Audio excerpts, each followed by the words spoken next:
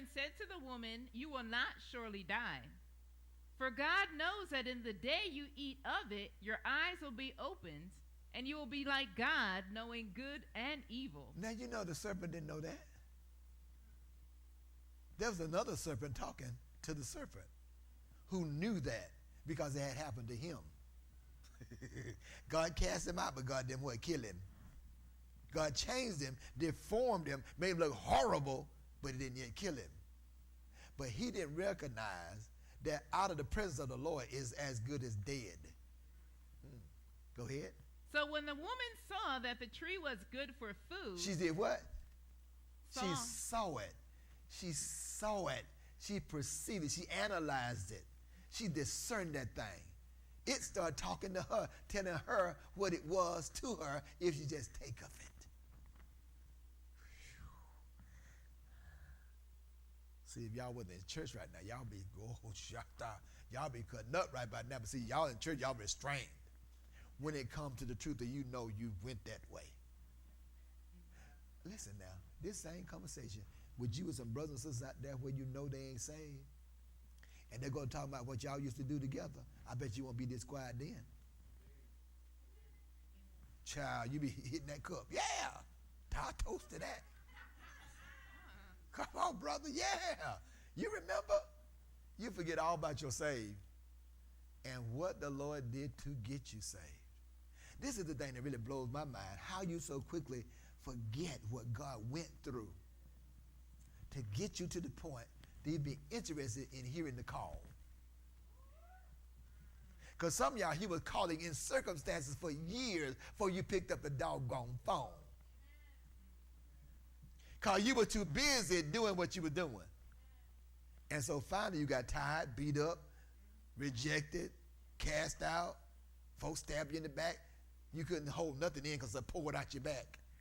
And then the call came. I think I better answer that call because I don't know who it is, but I'll see that number by at least 150 times in the last week. So I think I better. This is you. Look cautious, like, hello? Hello? Hello? This is God. Oh, I'm sorry.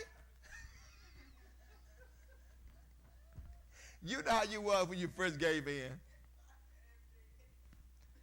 You had some intrepidation. You just wasn't sure.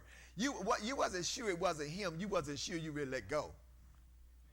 You can be in a fire and still won't turn loose because what you got to hold to.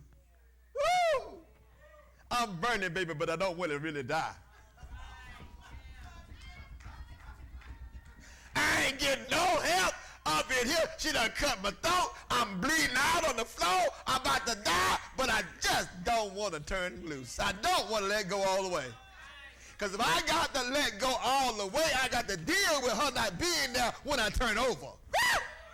Although she cussed me out, she slapped me last night, but I just can't bear reaching over and finding her under my arms. My God, somebody up in here ought to shout, because you know you've been there. If you don't, you're lying.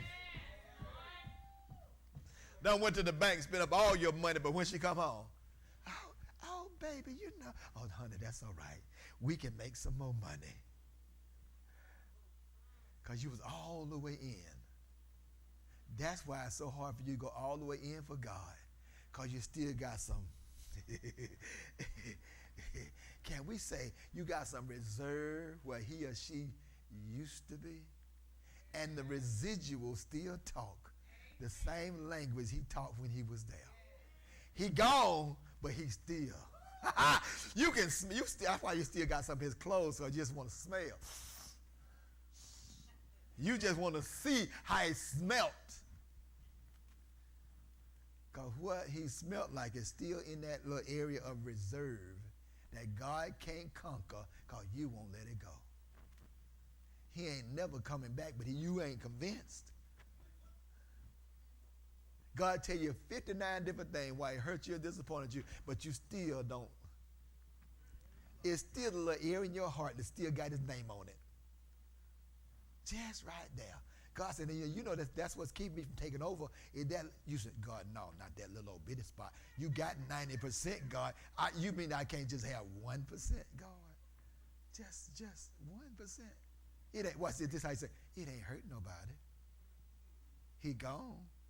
He ain't abusing me no more. So I just think about when he loved me. That's deception. Because you glazing over the very fact there was more hate than there was love. But because you ladies done got so desperate for love, you do anything for what symbolizes love. You even see a card in the store and you say, oh, he's talking, girl, it ain't got your name on it.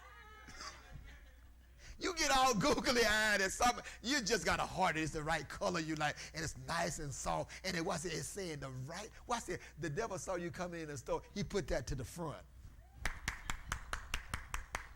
Because he know your taste. He know when you read that one, boy, you gonna remember old Luke over yonder. Uh-huh. And you gonna just, first thing you're gonna do is remember his voice. And all of a sudden you're gonna be stuck again. Wonder how many times God done delivered you from him, but it's like a rubber band. See, you never understood how you unstretch a rubber band. You throw it away. Because you can never undo what's been done. You just got to go on. She said, I got to let Luke go for real? Tonight? Luke been married 4 times since you. And out of them 4, he had 4 chances to come back to you and didn't. That ought to tell you something. He's no longer interested. You're not on the Rolodex, and you're certainly not on the pad. But you, in your mind, you still deceive that he do love me. Why? What's it? Have you ever asked yourself the question, why is it that I only fall deep in love with the one that's crazy? You get the best one come, you cautious. No, mama done told me they're kind of like you, boy. I'm going to want you. She hair like that, boy. You got 12 women out there. You be cautious with him. But soon as crazy come up in there.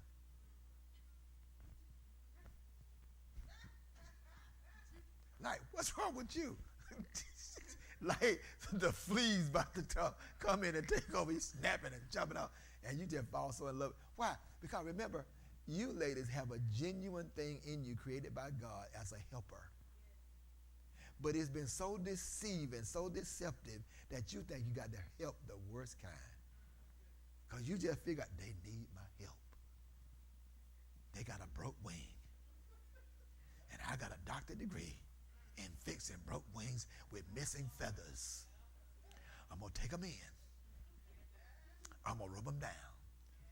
I'm going to put that little sling on that arm, and I'm going to rub it and then pray over it. And as soon as I see them feathers coming back, he going to be mine for good. But you know, you ain't the first one. Let me say it again. You ain't the first one. Pray for him to be restored after a car wreck. Because Sally Jane will break your nose, your leg, and everything. Yo, when you mess with her, Jack, and you on the rebound and he on the recount. You better go now because we got some more scriptions to go over. But I want you to see this, what she saw. You've seen it before, but you didn't recognize who was talking to you through that familiar person. See, the devil will change seats on you. You close your eyes and go to sleep, and God was driving the bus. You wake up, and you're on the same familiar road. You think God's still driving. Why? Because you know there's a little shade behind the driver's seat. You can't see who's driving you.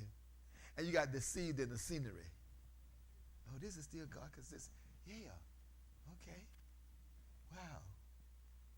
The next thing you know, the devil said, we just turned to an express bus, no more stops. God didn't tell you that. Why is God not afraid to put you off the bus in your most troubling place? He don't have a second thought about it. He want to force you to conquer that which you fear. Because he know until you conquer that which you fear, he will never completely have you.